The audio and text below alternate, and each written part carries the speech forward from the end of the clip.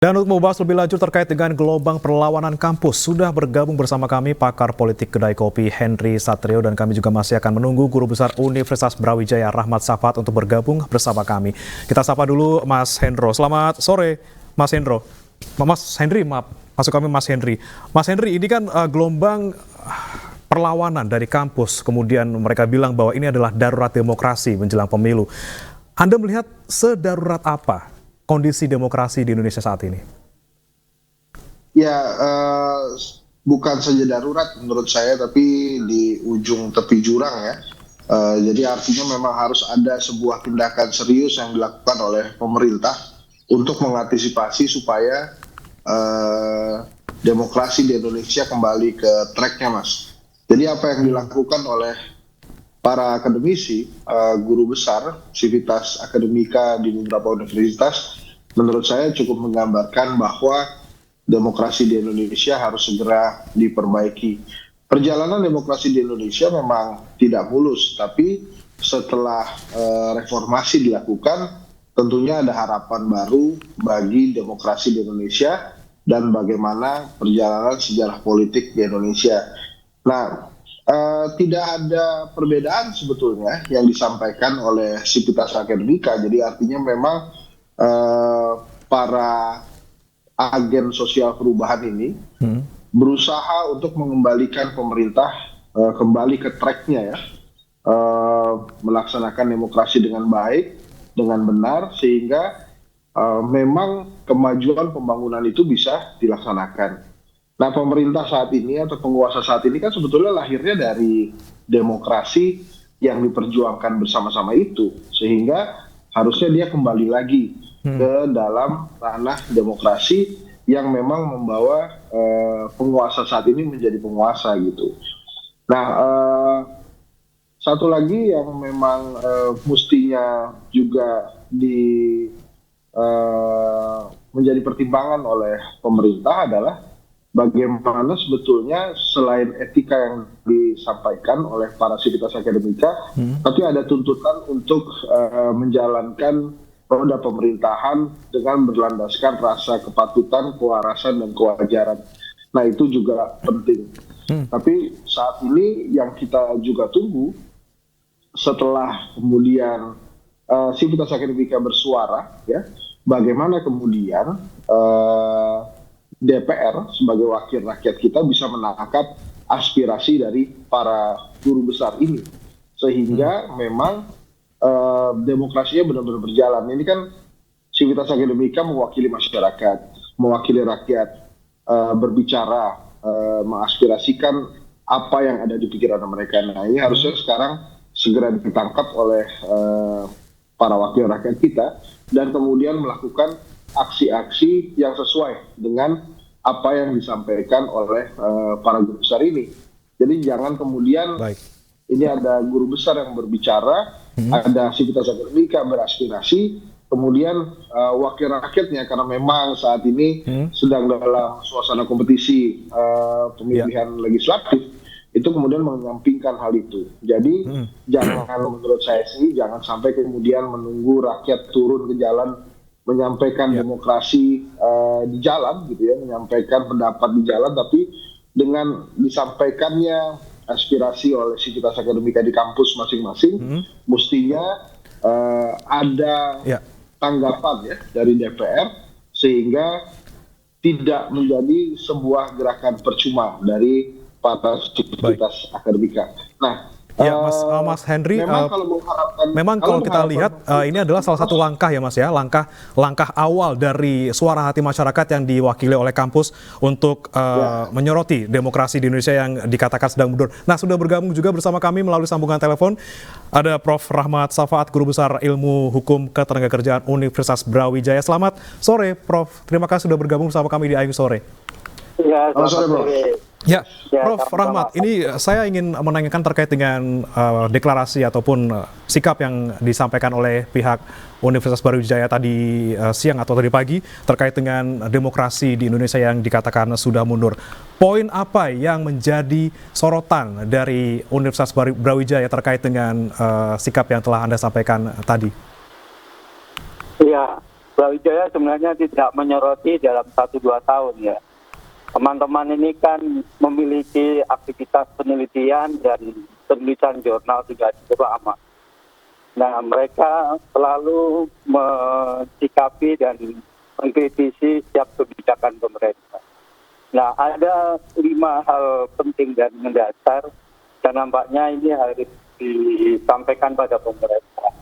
Ketika pemerintah institusi, jadi pegangan para pejabat negara itu di konstitusi.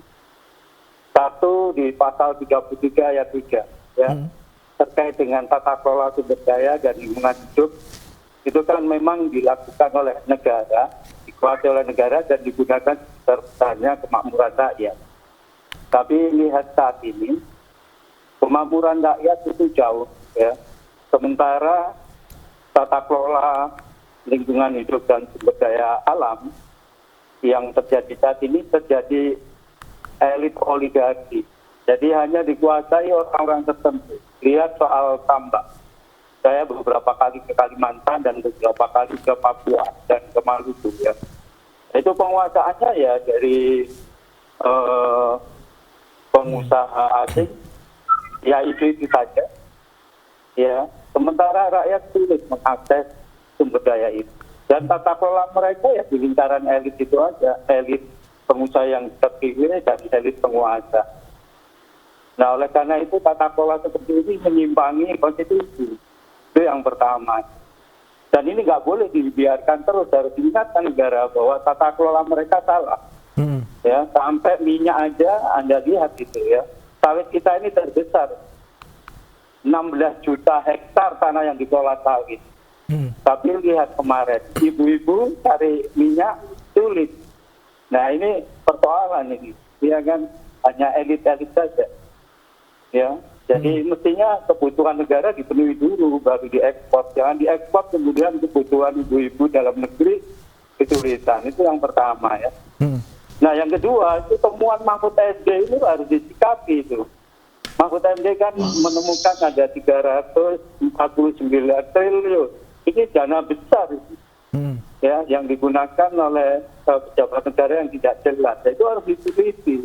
Ditelusur siapa pelakunya dan minta pertanggungjawaban dia. Sampai sekarang tidak ada tindak lanjut tentang itu semua. Ya. Nah, kemudian yang ketiga, soal pencalonan Gibran. Mahkamah Konstitusi kan melanggar etik. Isinya putusannya itu nggak sah itu. Ya, tapi kenapa kok masih jalan terus? Hanya melanggar etiknya saja yang didasari sanksi. Sanksinya pun tidak berat. Nah, ini menunjukkan bahwa oligarki, sistem oligarki itu sangat menguat ya.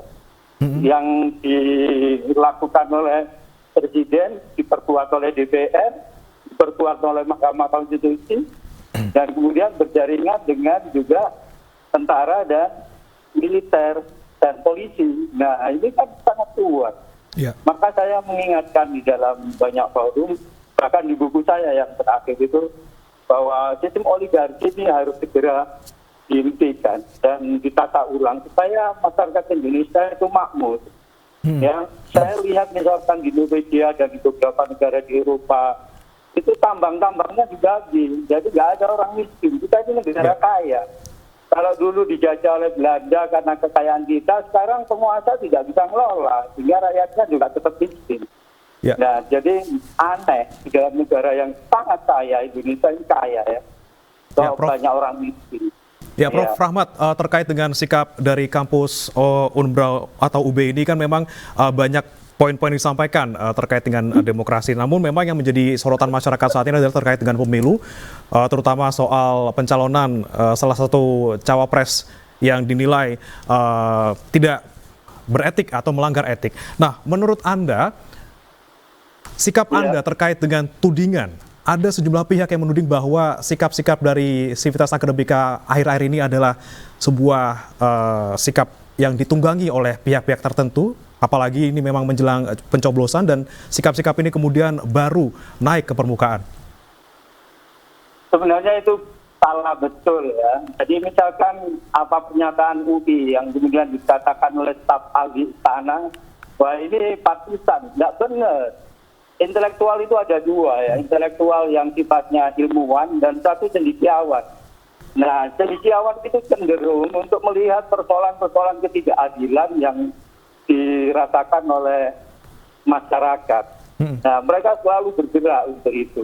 Nah, saat itulah ruang-ruang cendekiawan turun ya dan memperoleh ruang yang cukup karena perkembangan teknologi. Dia nggak perlu turun ke dalam, cukup dengan menggunakan IT, ya dia bisa sampaikan pikiran-pikirannya.